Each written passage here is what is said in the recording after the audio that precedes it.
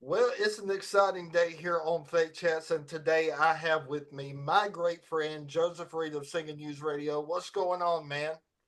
Andrew, I am just fighting the good fight like you're doing over there your way, man. We're just busy. It's a busy time of year as spring gets here and the weather gets warmer. The gospel music business picks up with live events and a lot of stuff going on. But doing good, buddy. How you been?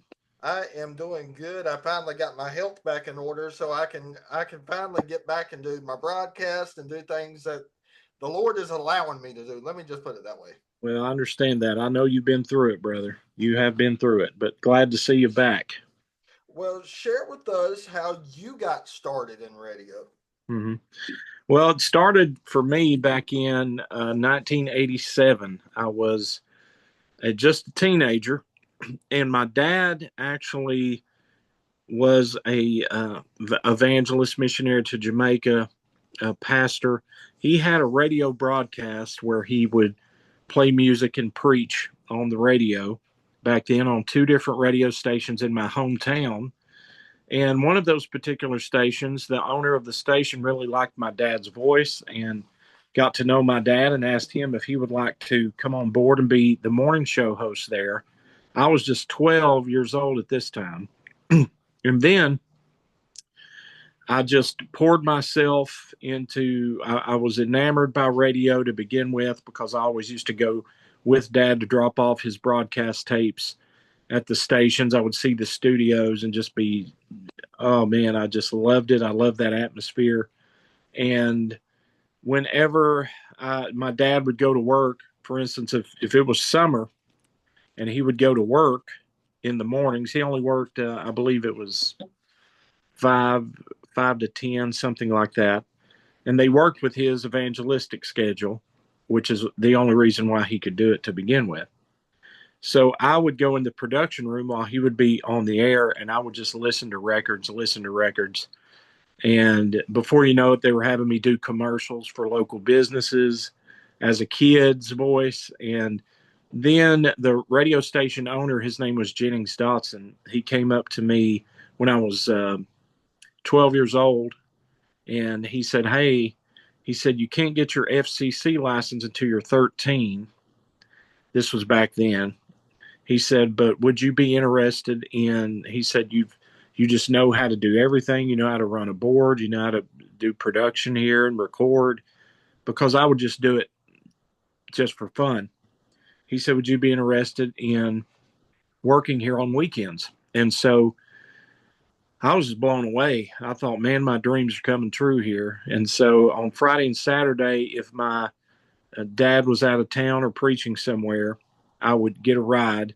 Usually, my mom didn't drive due to a car accident that kind of made her afraid of driving by that point. My brother would take me, or a neighbor would take me. And occasionally, I would even take a cab because back then it was really normal in my little hometown to take a cab. It cost $1.75, if I remember correct, to to get to work.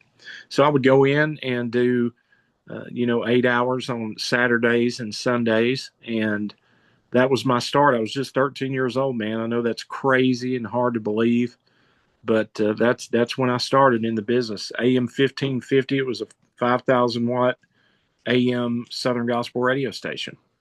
So when did you really start getting involved in gospel music and how did gospel music come into the picture for you really? Well, other than the radio part, I think that because of my background in ministry with my dad, being with my dad all the time, traveling where he was, I was, my dad would play guitar and sing, and he got me involved in music by teaching me chords on a guitar at a very young age. And then my Aunt Nancy showed me, and my dad showed me some chords on the piano. So I could pick up musical instruments real quick. It must have been genetics helping me do that. And I could also pick out parts real quick, how to sing lead, how to sing on pitch, how to sing harmony. So I was already singing in churches with my dad by this point and playing the piano or guitar and singing at his evangelistic services. And that's where I really had a love for music, but actually getting involved in gospel music, it came, I think, when I was about 15 years old. I was already very familiar with Southern gospel music, primarily all of the groups, and I joined a local group there in my hometown called the Old Time Gospel Singers. They were a mountain gospel type quartet playing all acoustic instruments, and I played bass and would sing a little bit with them. And then I helped form, me and a teenage friend of mine and his dad formed a group called, we were called Revelation at first, and we would just go down to go local within the Tri-Cities area of East Tennessee and sing on Saturday nights and um, special revival services and sing, which is where I met Lauren Harris, who was with the Wilburns, the Perry's, Kingdom Airs. Lauren and I met during that era because he's from the same area, and he was singing in regional groups too with me.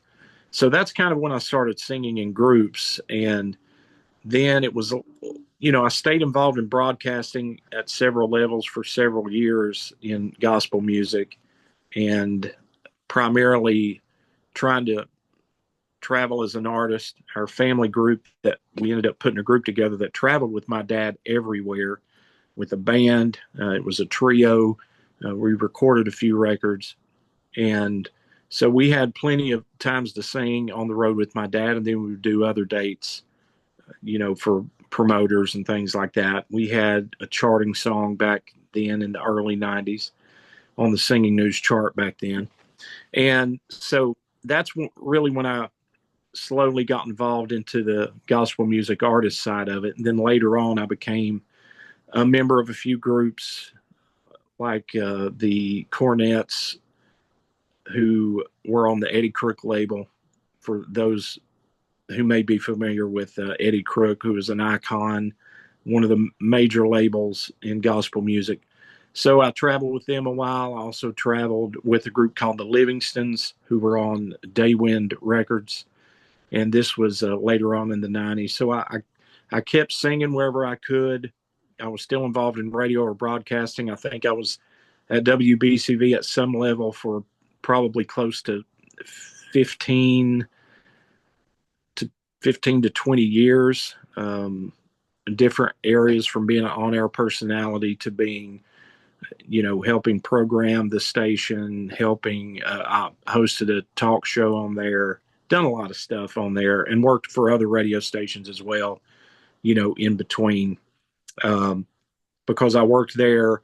I might go to work there and then do a 4 or 5 hour shift, then drive 30 minutes to another radio station I was working at and do a midday or an overnight shift. So I stay involved in radio a lot. But I think it was probably, oh goodness, I guess when it really became a lot more professional from a business end of it is where I had a successful podcast before podcasts were cool. And I got some notoriety out of that and started getting, quite a bit of interviews with major artists that were wanting to be on my show at the time. People like Mark Lowry and Jason Crabb and Kathy Crabb Hanna and, a long list of people.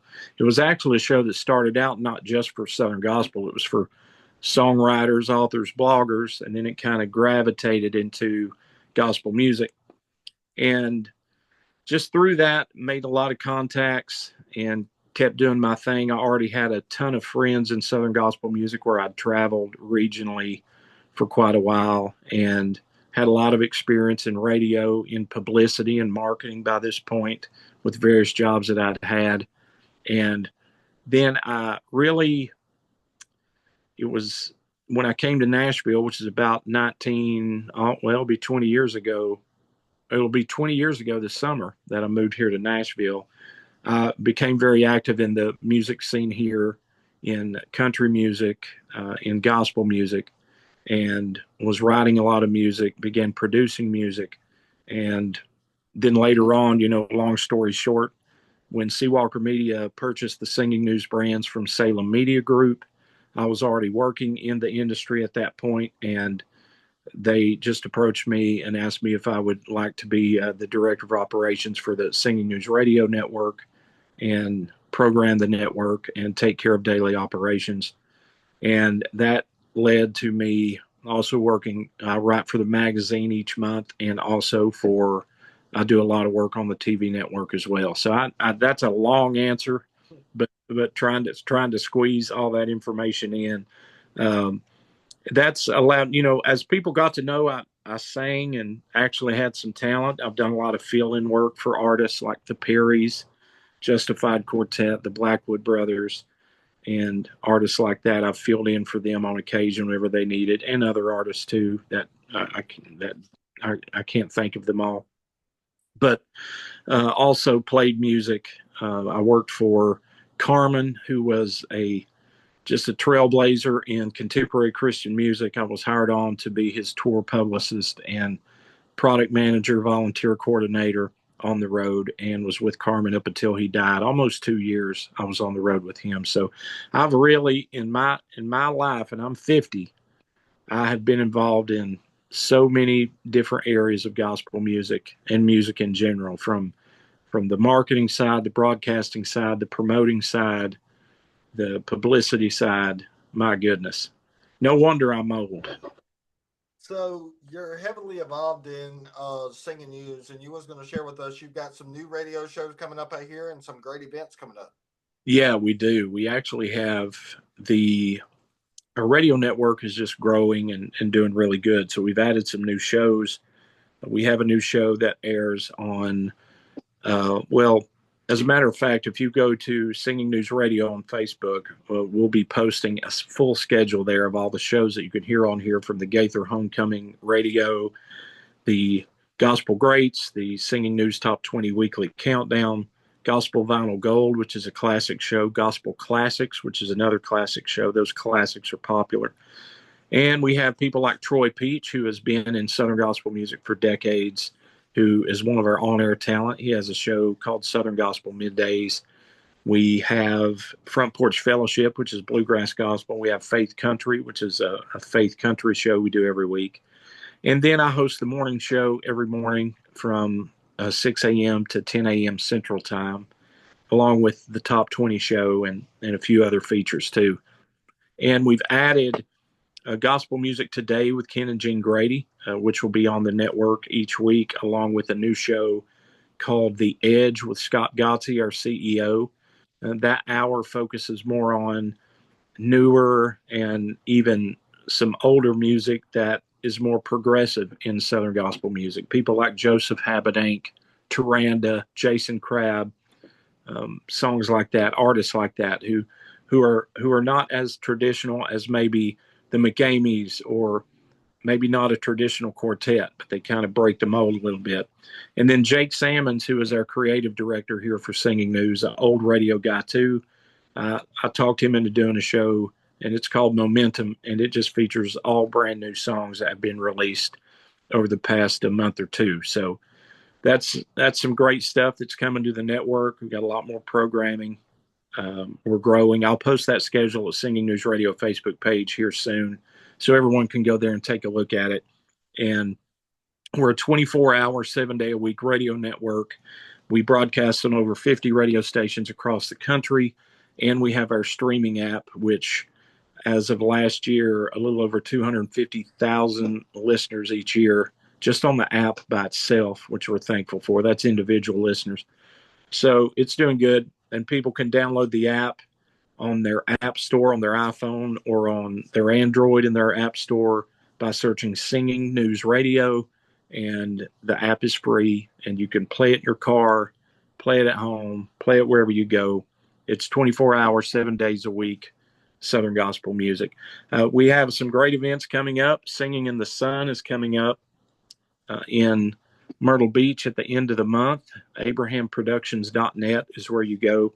That's an event that we sponsor and that we also air on TV, which is fantastic. Then in October the 11th in Laurel, Mississippi at First Baptist Church of Laurel, we're going to be having a ladies and men's conference at the First Baptist Church of Laurel, Mississippi. And people like Karen Peck will be there speaking, Ray Flynn, um, even Susan Peck, Carrie Gooch Balcom will be speaking. For the ladies, they're going to separate the conference between ladies and the guys. Are going to go to two separate places. They're going to just encourage each other in the Lord. And then that night, there'll be a big concert finale with Karen Peck and New River. That's October the 11th. And you can go to singingnews.com to find out all about that event. Somebody just mentioned in the comments that Tate Emmons has a great new gospel show that's featured on Singing News TV. Yeah, I'm glad you mentioned that. Tate, and his mother Natalie are very creative people, and they had an idea to come up with a show where Tate, being a young guy, he's just 15, I believe, uh, goes to interview and talk to legendary artists in the business. We're talking about Joel Hemphill, Daryl and Chris Freeman, Troy Burns, Billy Blackwood, and he has intimate sit down interviews with them and then usually sings a song with them. It's almost an interview talk show format, but it's a lot more.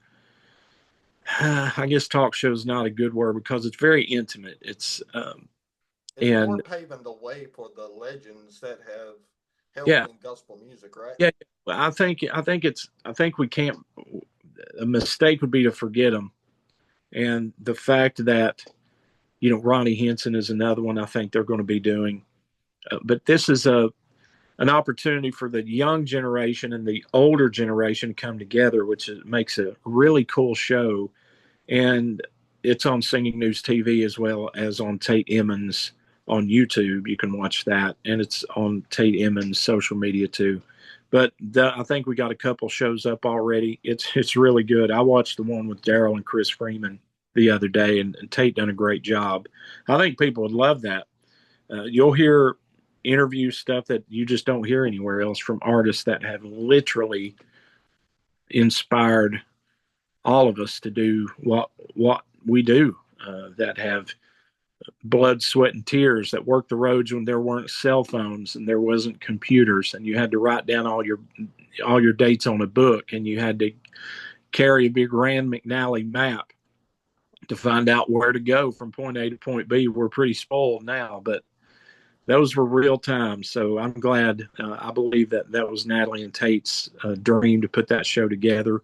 We kind of helped them with it a little bit. And now they've kind of taken it and they send us the content and we air it, and it's great. So share with the folks. I know it's a subscription basis, but how can they check out more about Singing News TV? Yeah, if you can think of Netflix or Hulu, but think about it from a Southern Gospel perspective, it's on demand. So there are tens of thousands of hours of gospel music concerts, documentaries. The God on the Mountain documentary on there. Karen Peck and New River have a documentary. The Chuck Wagon Gang documentary. It's gospel music related, and you can as streaming channels are like Netflix and Hulu, you can just find what you want to watch and watch it in its entirety. And so that's what Singing News TV is. But we also stream live events on there. For instance, we'll be at Singing in the Sun here in a couple of weeks, and we'll be streaming live a lot from there. And so people can watch live as it's actually happening, which is fun. And then that content will stay on the network. And so you can just go to singingnewstv.com. You can browse for free. You can just type in any artist that you like, and you can see all the videos that they're involved in on there. We have holiday specials on there.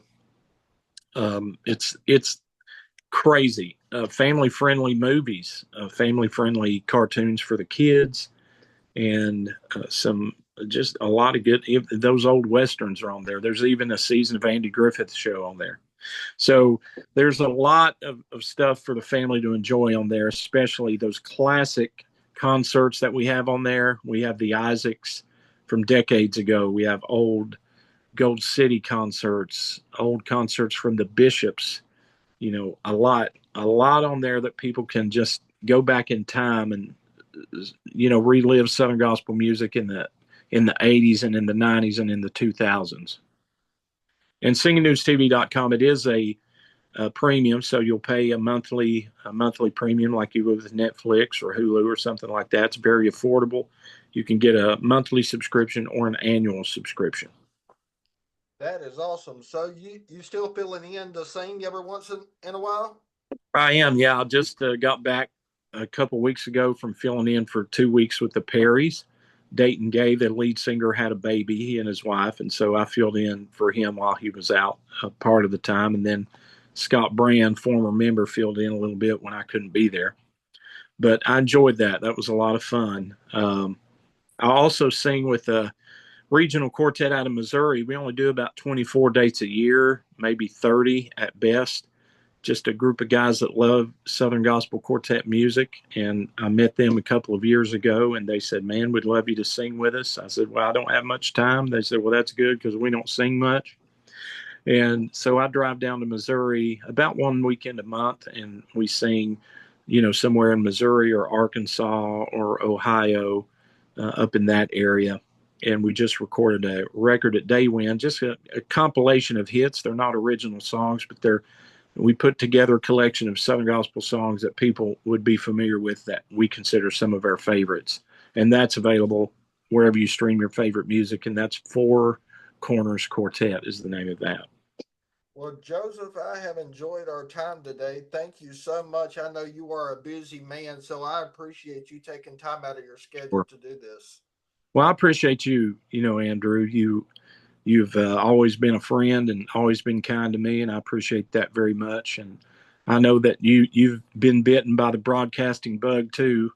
And so when you've been bitten by that bug like we have, you can't stay away from No, I've tried, but it don't work. it. So just keep on keeping on, buddy. I appreciate you very much. All right, you have a blessed one now. You too, Andrew. Bye bye.